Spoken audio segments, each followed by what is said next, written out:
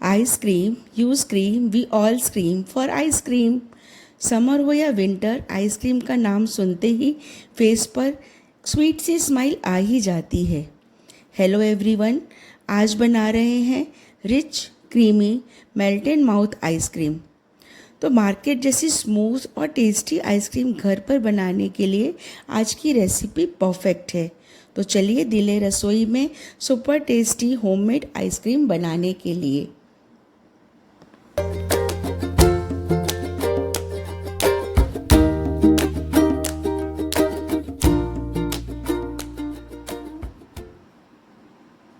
तो आज बना रहे हैं बटर स्कॉच आइसक्रीम। इसके लिए ले लिया है आधा लीटर दूध, फुल क्रीम दूध है और इसको ना उबाल देने रखेंगे। और इसी में से ना एक कटोरी दूध अलग निकाल के रख लिया है, क्योंकि आज हम जो बना रहे हैं वो बना रहे हैं कस्टर्ड के साथ में और उसका फ्लेवर है बटर स्कॉच। तो बस ये जो आधा कटोरी हमने दूध लिया है, इसमें हम मिला देंगे 2 चम्मच कस्टर्ड, ये वाला कोई भी कंपनी का ले लीजिए। कस्टर्ड पाउडर है और है बटर स्कॉच फ्लेवर के साथ में। और देखिए अब ये जो 2 चम्मच हमने जो कस्टर्ड पाउडर लिया है बटर स्कॉच फ्लेवर का, इसको अच्छे से इसमें मिक्स कर देंगे। और मिक्स करने के बाद में इसको जो हमने दूध गर्म किया है उसमें डालेंगे। और ये देखिए बाकी का बचा हुआ कस्टर्ड पाउडर इस तरह से कांच के जार में आप स्टोर करके रख सकते हैं, फ्रीज़र में या फ्रिज में। तो देखिए दूध को भी उबाल आ गया है। अब इस दूध को अच्छे से हिलाते हुए चलाते हुए हम जो हमने कस्टर्ड मिक्स किया है अलग से वो इसमें मिक्स करते जाएंगे। पर ध्यान रखिएगा कि कंटिन्यू दूध को चलाते रहें, छोड़े नहीं। अगर आप इसमें छोड़ देंगे इसको इस तरह से तो जो कस्टर्ड पाउडर है इसकी गुठलियाँ बन जाएंगी, लम्स बन जाएंगे, फिर निकालने मुश्किल हो जाएंगे। तो कस्टर्ड को ना हमेशा ठंडे दूध में मिला के फिर आप गर्म दूध में मिक्स करके उबाल लगाइए। और साथ ही डाल दिए मैंने यहाँ पे 3 से 4 चम्मच पिसी हुई शक्कर। तो आप चाहें तो नॉर्मल चीनी भी डाल सकते हैं, पर मैंने पिसी हुई डाल दी क्योंकि मेरे पास पिसी हुई रखी हुई। चीनी या पाउडर शुगर डाल के भी आप इसको मिक्स करते रहिए और 1-2 उबाल आने दीजिए। देखिए अब ये गाढ़ा होने लगा है। जब थोड़ा सा गाढ़ा हो जाएगा ना, तब इसको हम बंद कर देंगे गैस की फ्लेम को। तो बस अभी इसको कंटिन्यू आप ऐसे चलाते रहिए और इसको गाढ़ा होने दीजिए। तो बहुत ज़्यादा गाढ़ा नहीं करना है, देखिए इस तरह से करना है। जब आप स्पैचुला में लेके ऐसे फिंगर से लगाएं तो बस 2 पार्ट में हो जाएगी। देखिए अब इसको मैंने एक अलग बर्तन में निकाल लिया और ठंडा होने के लिए रख दिया। अभी आपको ये पतला दिख रहा है, पर ये ठंडा होने के बाद अभी और गाढ़ा हो जाएगा। बस इसको ठंडा होने के लिए जब तक ये ठंडा हो रहा है तब तक हम तैयार कर लेते हैं। इसके साथ में जो इसमें क्रंच होते हैं वो होते हैं कैरेमल्स के। तो वो कैसे बनाएंगे, तो बस चीनी ले लिए। यहाँ पे मैंने 1 कटोरी चीनी ली है। मैं थोड़ी ज़्यादा बना रही हूँ चंक्स, आप चाहें तो थोड़ी कम चीनी भी ले सकते हैं। मतलब अगर आप छोटी वाली आधा कटोरी भी लेंगे तो उसकी भी बहुत अच्छे से और सफिशिएंट बन जाएंगे।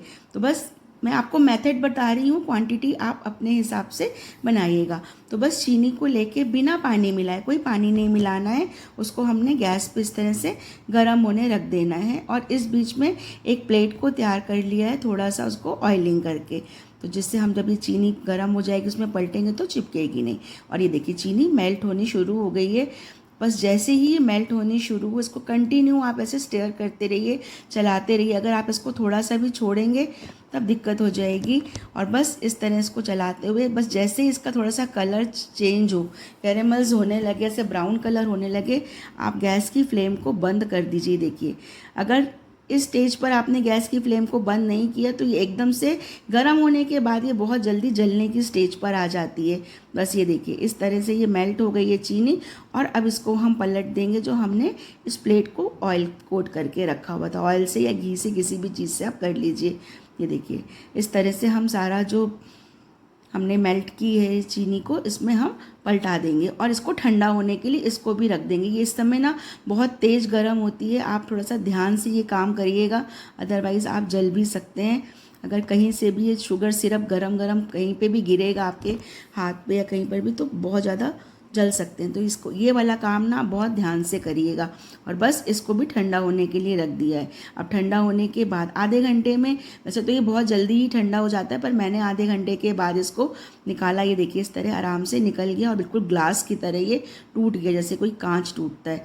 और ऐसे आप टुकड़े करने के बाद इसको एक जिपलॉक पैक में डाल के इसके छोटे छोटे चंक्स बना लीजिए, बिल्कुल चूरा। जो हम लोग बटर स्कॉच आइसक्रीम में चंक्स आते हैं ना, वो ये कैरेमल शुगर के ही होते हैं।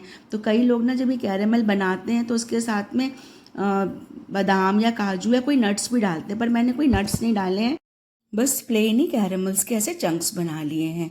और ये देखिए तैयार हो गए हैं। तो मैंने तो बहुत सारा बनाया है, आप चाहे तो कम भी बना सकते हैं। अब चलते हैं आगे इसके मेन बेस के लिए।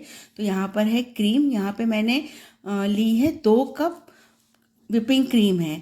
तो मेरे पास ना बाउल छोटा है, तो मैं 1-1 कप करके 2 बार करूँगी, 2 बाउल में।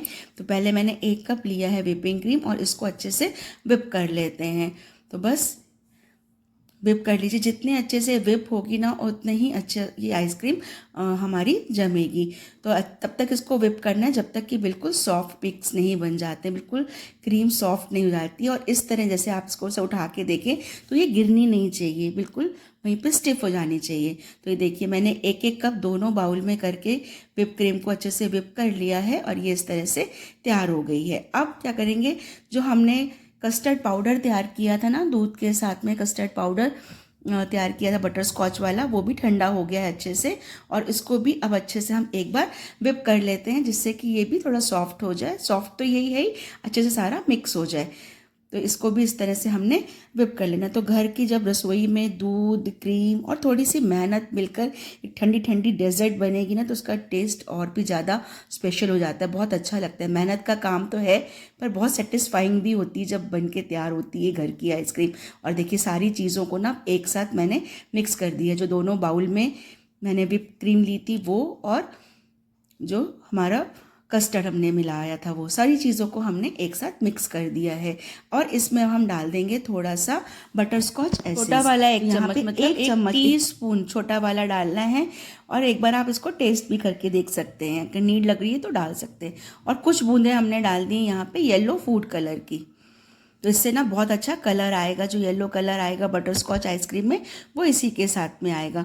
और सारी चीज़ों को अच्छे से मिक्स कर देंगे। अच्छा, इस स्टेज पर ना आप इसको एक बार टेस्ट भी करके देख लीजिए।